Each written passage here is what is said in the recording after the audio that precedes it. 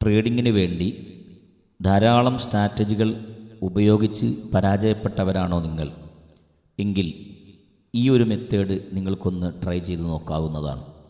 2 ഇൻഡിക്കേറ്ററാണല്ലോ free ആയിട്ട് നമുക്ക് trading വ്യൂവിൽ ഉപയോഗിക്കാൻ പറ്റുന്നത്. അതിന് ഇതിൽ തന്നെ ഒരുപാട് ഇൻഡിക്കേറ്ററുകൾ നമുക്ക് ഉണ്ടാക്കാനും അതുപോലെ ടെസ്റ്റ് ചെയ്യാനും ഉപയോഗിക്കാനുമൊക്കെ പറ്റും. എന്നാൽ ഫ്രീ ആയി ഉപയോഗിക്കാൻ പറ്റാത്ത ചില സ്ട്രാറ്റജികളും ഇതിലുണ്ട്. ഏതായിരുന്നാലും വളരെ നല്ല ഒരു ഇൻഡിക്കേറ്റർ നിങ്ങളെ പരിചയപ്പെടുത്താനാണ് ഈ വീഡിയോ ചെയ്യുന്നത്.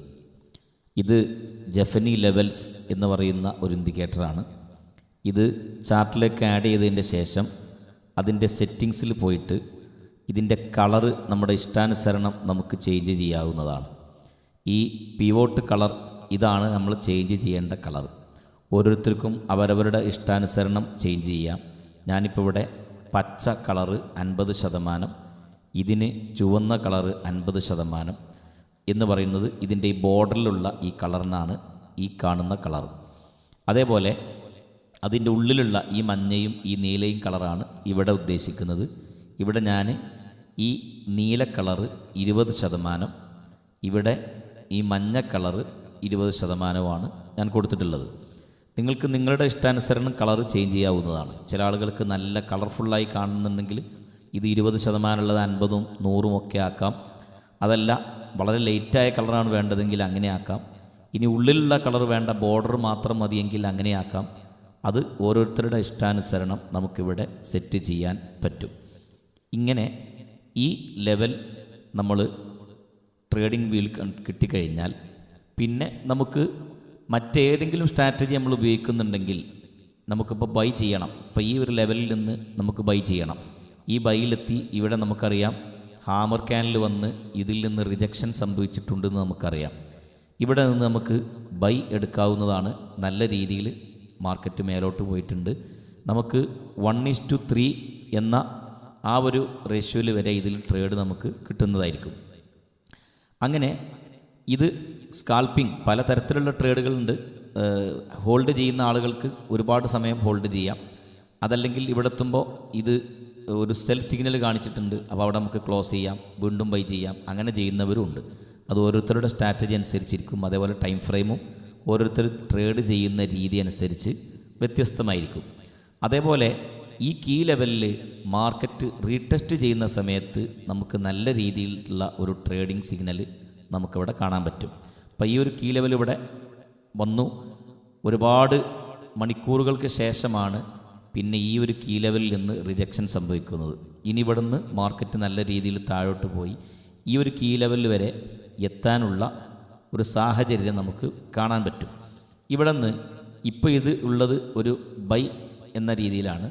ഇതിവിടെ എത്തുന്ന സമയത്ത് ചിലപ്പോൾ ഇത് സെല്ലിലേക്ക് മാറാം. ഈ നീല കളർ കാണുന്നത് ബൈയും ഈ യെല്ലോ കളറിൽ കാണുന്നത് സെല്ലുമാണ് കാണുന്നത്. അപ്പോൾ ഈ ഒരു മഞ്ഞ കളറിൽ തട്ടുന്ന സമയത്തൊക്കെ ഇത് റിജക്റ്റ് ചെയ്ത് കഴിഞ്ഞാൽ നല്ല രീതിയിൽ സെല്ലായിരിക്കും. ഈ ഒരു കളറിലെത്തുന്ന സമയത്ത് ഇത് റിജക്റ്റ് ആകുകയാണെങ്കിൽ നല്ല രീതിയിൽ ബൈ ആയിരിക്കും.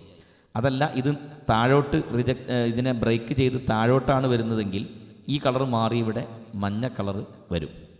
ഇങ്ങനെയാണ് ഇതിൻ്റെ ഒരു ട്രേഡിംഗ് സ്റ്റൈല്. ഇത് എവിടെ നിങ്ങൾ നോക്കിയാലും നിങ്ങൾക്ക് ഇത് നല്ല രീതിയിൽ വർക്ക് ചെയ്യുന്നതായിട്ട് കാണാൻ പറ്റും. മാത്രമല്ല ചില ഇൻഡിക്കേറ്ററുകളൊക്കെ നമുക്കറിയാം മാർക്കറ്റ് ആ ഒരു സ്ഥലമൊക്കെ കഴിഞ്ഞു പോയതിൻ്റെ ശേഷമായിരിക്കും അവിടെ നമുക്ക് ഒരു സിഗ്നൽ തരുന്നത്. ഇതങ്ങനെയല്ല, ഇത് നമുക്ക് മാർക്കറ്റ് നടന്നുകൊണ്ടിരിക്കുമ്പോൾ തന്നെ സിഗ്നൽ തരും. അത് നിങ്ങളിത് വാച്ച് ചെയ്ത് നോക്കിയാൽ മനസ്സിലാവും. ഇതോടൊപ്പം നമുക്ക് വേറെയും ഒരുപാട് സിഗ്നലുകൾ വേണമെങ്കിൽ ഇതിൻ്റെ കൂടെ ഉപയോഗിക്കാം. ഇപ്പോൾ ഇതിൻ്റെ കൂടെ തന്നെ നിങ്ങൾക്ക് മറ്റൊരു സിഗ്നൽ കൂടെ തരുന്നുണ്ട്. 2 സിഗ്നലും നമ്മൾ കോഡായിട്ടാണ് നൽകുന്നത്. കോഡ് എന്ന് പറഞ്ഞാൽ നമുക്കറിയാം അത് ഇതേപോലെ ആയിരിക്കും നമുക്ക് കിട്ടുക. ഇത്തരത്തിലുള്ളൊരു കോഡ് കിട്ടിക്കഴിഞ്ഞാൽ ഈ കോഡ് നമ്മൾ കോപ്പി ചെയ്യുക.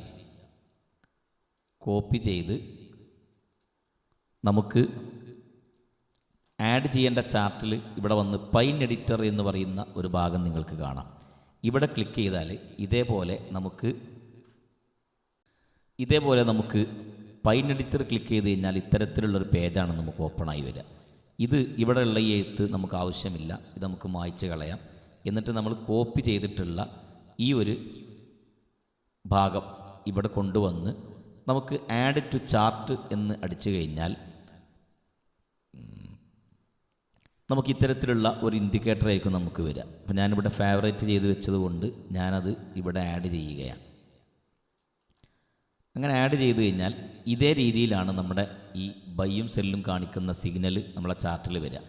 ഇതിലും നമുക്ക് ഒരുപാട് ഓപ്ഷനുകൾ നമുക്ക് വേണ്ടാന്ന് വെക്കാം. ഇതിൽ കുറേ ലൈൻസൊക്കെ ഉണ്ട്, നമ്മൾ ആ ലൈനൊന്നും നമുക്ക് ആവശ്യമില്ല. അതിന് സ്റ്റൈൽ എന്ന ഭാഗത്ത് വന്ന് ഇവിടെ കാണുന്ന എല്ലാം അൺടിക്ക് ചെയ്യുക. ഈ ബൈ സിഗ്നൽ, സെൽ സിഗ്നൽ എന്ന് പറയുന്ന ഈ രണ്ടെണ്ണം മാത്രമേ നമുക്കിവിടെ ആവശ്യമുള്ളൂ. ബാക്കിയെല്ലാം നമ്മൾ അൺടിക്ക് ചെയ്ത് ഓക്കെ അടിച്ചു കഴിഞ്ഞാൽ നമുക്കിവിടെ ബൈയും സെല്ലും ചെയ്യുന്ന ആ ഒരു സിഗ്നൽ മാത്രമായിട്ട് ഇവിടെ വരും. അപ്പോൾ ഇതിൻ്റെ സെറ്റിങ്സിൽ പോയി നമുക്ക് ആവശ്യമില്ലാത്തതെല്ലാം അൺടിക്ക് ചെയ്ത് നമുക്ക് ഒഴിവാക്കി കളയാം. നമുക്കിവിടെ ഈ ബൈയും സെല്ലും ചെയ്യുന്ന ഈ സിഗ്നൽ മാത്രമേ ആവശ്യമുള്ളൂ. ബാക്കി ഇവിടെ കാണുന്ന ഒന്നും ഇവിടെ ആവശ്യമില്ല. എല്ലാം നമുക്ക് അൺടിക്ക് ചെയ്ത് ഓക്കെ കൊടുക്കാം. ഓക്കെ കൊടുത്തതിന് ശേഷം ഈ ചാർട്ട് നമുക്ക് സേവ് ചെയ്യാൻ, അതായത് എപ്പോഴും ഓപ്പൺ ചെയ്യുമ്പോൾ ഈ ഒരു ലെവലിൽ നമുക്ക് കിട്ടണമെങ്കിൽ നമുക്കിവിടെ സേവ് എന്ന് പറയുന്നൊരു ബട്ടൺ ഉണ്ട്. ആ ബട്ടൺ ഒന്ന് നമുക്ക് പ്രസ് ചെയ്യാം. അതോടുകൂടി നമ്മുടെ ഈ ചാർട്ട് സേവായി. പിന്നെ നമ്മൾ എപ്പോൾ ഓണാക്കിയാലും ഈ ഒരു ചാർട്ട് നമുക്ക് വരുന്നതായിരിക്കും. ഇതിൽ നിന്ന് നമുക്ക് ഈ സെൽ സിഗ്നൽ കാണിക്കുന്ന സമയത്ത് ഇതേപോലെ ഏതെങ്കിലും ഒരു ലെവലിൽ നിന്ന് റിജക്ഷൻ സംഭവിക്കുമ്പോൾ നമുക്ക് ഈ സെൽ സിഗ്നൽ എടുക്കാം. അതല്ല വഴിയിൽ എവിടെയെങ്കിലും വെച്ച് നമുക്ക് സെൽ സിഗ്നൽ കാണിച്ചാൽ, ഇപ്പോൾ ഈ സെൽ സിഗ്നൽ ഇത് ഇവിടെ നിന്നാണ് കാണിക്കുന്നതെങ്കിൽ ഈ സെൽ എന്ന് പറയുന്ന ഭാഗത്തെ നമുക്ക് പരിഗണിക്കേണ്ടതില്ല. പകരം ഈ ഒരു ലെവലിൽ നിന്ന് മാത്രം നിന്നുകൊണ്ട് ഈ സെല്ല് നമുക്ക് എടുക്കാവുന്നതാണ്. കാരണം ഇവിടെ കാണിച്ച സെൽ സിഗ്നൽ എന്ന് പറയുന്ന ഈ ഒരു സ്ഥലത്തിൻ്റെ അതേ സ്ഥലത്ത് വീണ്ടും ടാപ്പ് ചെയ്തുകൊണ്ടുള്ള റിജക്ഷൻ ആയതുകൊണ്ട് ഈ റീടെസ്റ്റിനെ നമുക്ക് മാനിച്ചുകൊണ്ട് ഇവിടെ സെല്ല് ചെയ്യാം. പകരം ഈ ഇടക്ക് വെച്ച് കാണുന്ന ഇത്തരം സിഗ്നലിനെ നമുക്ക് ഒഴിവാക്കാവുന്നതാണ്. അതേപോലെ ഇവിടെ കാണുന്ന ഈ ബൈ നമുക്കറിയാം ഈ ഒരു ലെവലിൽ നിന്നാണ് ബൈ കാണിക്കുന്നത്. ഈ ബൈ നമുക്ക് എടുക്കാവുന്നതാണ്.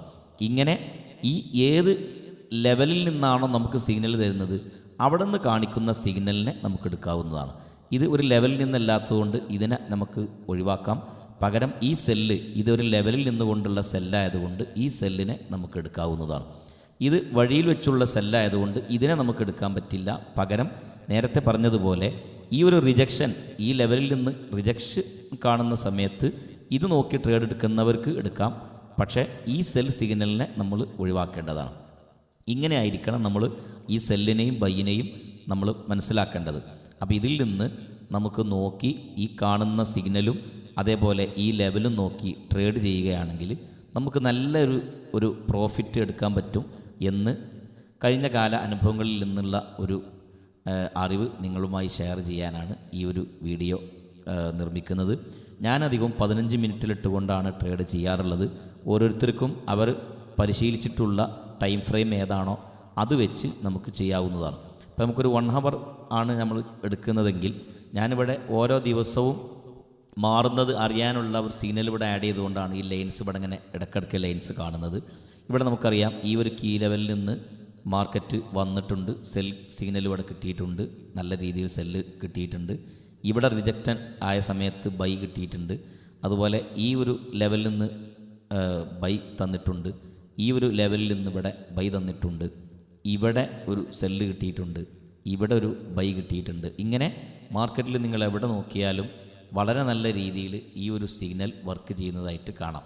അതേപോലെ ഇനി ഒരു 5 മിനിറ്റിലേക്ക് ഇത് മാറ്റുകയാണെങ്കിൽ സ്കാൽപ്പിംഗ് ട്രേഡൊക്കെ ചെയ്യുന്ന ആളുകൾ അധികവും 5 മിനിറ്റൊക്കെ ആയിരിക്കും ടൈം ഫ്രെയിം ഉപയോഗിക്കുന്നത്. ഇവിടെ നമുക്കൊരു സെല്ല് വന്നിട്ടുണ്ട്, ഇവിടെ നമുക്കൊരു സെല്ല് വന്നിട്ടുണ്ട്, ഇവിടെ നമുക്കൊരു സെല്ല് വന്നിട്ടുണ്ട്, ഇവിടെ നമുക്കൊരു സെല്ല് വന്നിട്ടുണ്ട്, ഇവിടെ സെല്ല് ബ്രേക്കായ സമയത്ത് സെൽ എന്നിവിടെ എഴുതി കാണിച്ചിട്ടുണ്ട്. ഇതേപോലെ ഇവിടെ റിജക്റ്റ് ആയ സമയത്ത് ബൈ കാണിച്ചിട്ടുണ്ട്.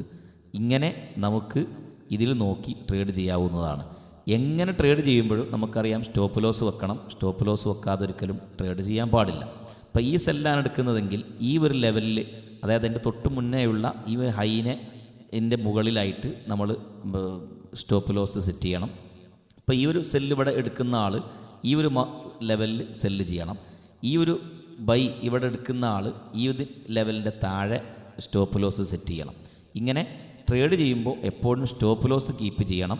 ഇവിടെ 1:2 അല്ലെങ്കിൽ 1:3 വരെ നമുക്ക് എന്തായാലും ടാർഗറ്റ് സെറ്റ് ചെയ്യാവുന്നതാണ്. അതുകൊണ്ട് തന്നെ 3 തവണ സ്റ്റോപ്പ് ലോസ് അടിച്ചാലും നമുക്ക് ഒരു തവണ പ്രോഫിറ്റ് കിട്ടിയാൽ തന്നെ നമുക്ക് നമ്മുടെ നഷ്ടങ്ങളൊക്കെ നികത്തി അത് പ്രോഫിറ്റിലേക്ക് വരും. അപ്പോൾ അതുകൊണ്ട് ഈ ഒരു ലെവൽ നിങ്ങൾക്ക് ചെക്ക് ചെയ്യാവുന്നതാണ്. ഈ ഒരു ഇൻഡിക്കേറ്റർ ഇത് നിങ്ങൾക്ക് ലഭിക്കാൻ വേണ്ടി ഇത് ഡൗൺലോഡ് ചെയ്യാനുള്ള ലിങ്ക് ഞാൻ വീഡിയോയുടെ ഡിസ്ക്രിപ്ഷനിൽ ചേർക്കുന്നുണ്ട്. താല്പര്യമുള്ള ആളുകൾക്ക് അത് ക്ലിക്ക് ചെയ്ത് ഡൗൺലോഡ് ചെയ്ത് ഉപയോഗിച്ച് നോക്കാവുന്നതാണ്.